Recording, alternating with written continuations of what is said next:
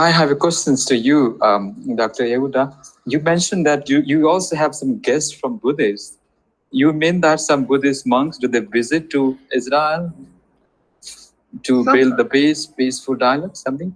Yeah, sometimes we have people who visit from different places. The Holy Land is very attractive for people to visit.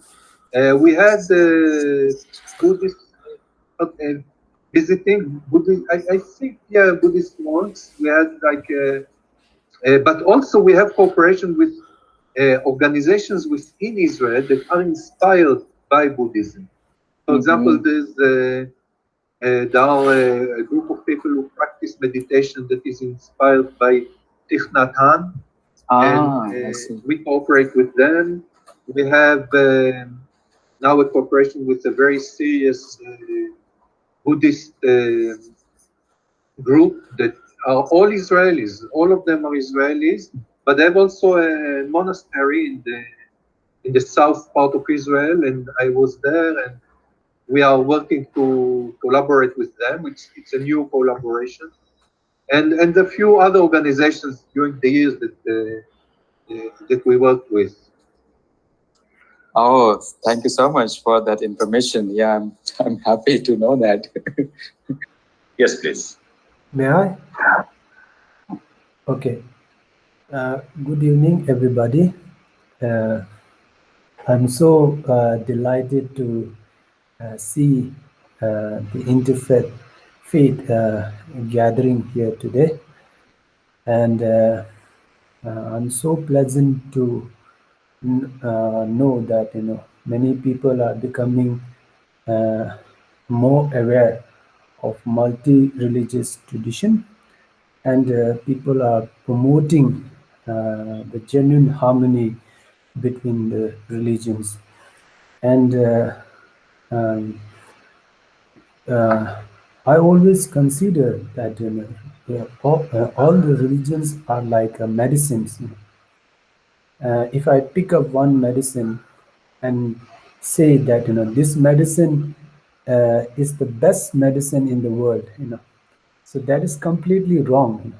Some medicines are appropriate to the this kind of illness, and some medicines are not useful to that kind of illness. So there is no best medicines in the world. So similarly, if somebody asks to me which religion is good to me, then I would definitely answer without any hesitations that Buddhist teaching and Buddhist religion is best for me. And it is certainly wrong to say that Buddhist teaching is best for everyone. So there is no best religion in the world. So I think there are many people and many spiritual master, many religious gurus, and there are so many people like that. They are thinking that my religion is best. Through that way, we become extremists.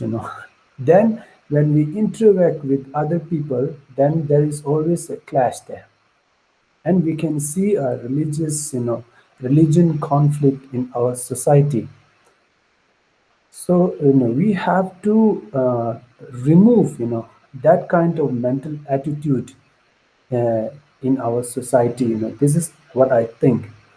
The another thing that I always I often feel that religions and religious textbook, they are like the mirror, mirror, and if you look at the mirror, then you can see your face and the dirty on the surface of your face.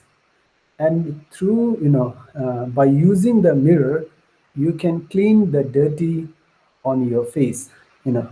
Similarly, if you use the mirror of religious textbook, you can see, you can observe, you can examine your physical behaviors and mental attitude, and through that way you can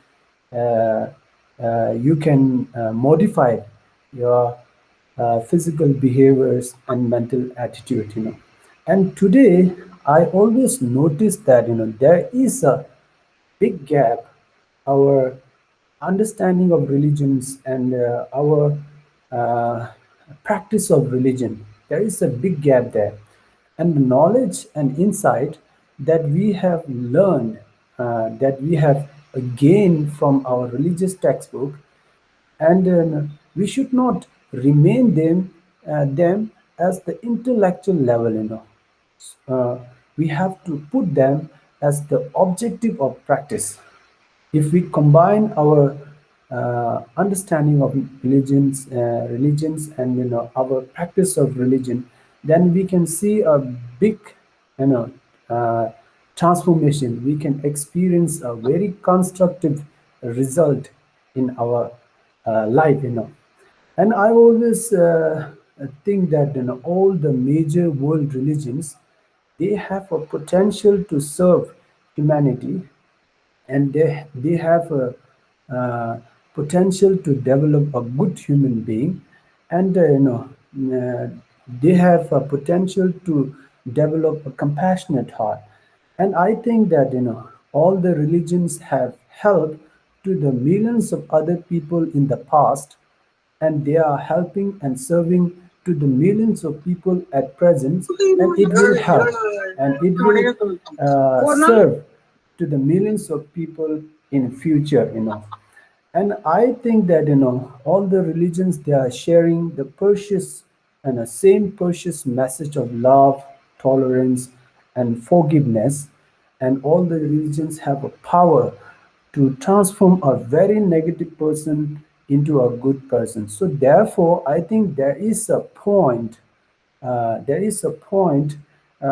respect the other religions, and there is a reason to engage in the exchange of religious perspective and religious knowledge. Through that way, we can understand the value of other religions. Through that way, uh, uh, we can respect to the fellows who are following to the different religions.